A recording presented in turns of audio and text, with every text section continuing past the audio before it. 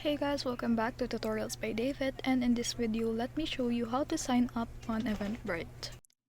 Hey guys, so if you're wondering how to create an Eventbrite account in 2025, so you just want to go into their website if you're using a browser, but if you're using a phone and you're comfortable with using the mobile app, then you want to go to the mobile app.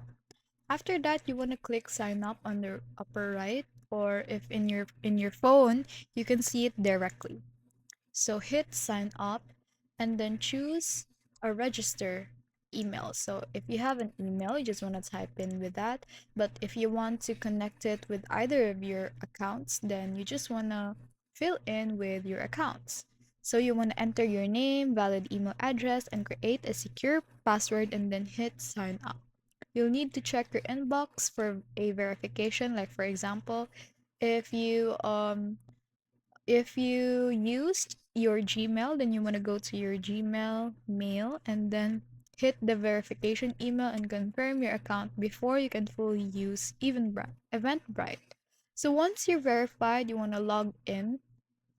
So we're done with signing up. You want to log in and you'll be able to browse, register, or create events right away. And that's all on how to create an account in Eventbrite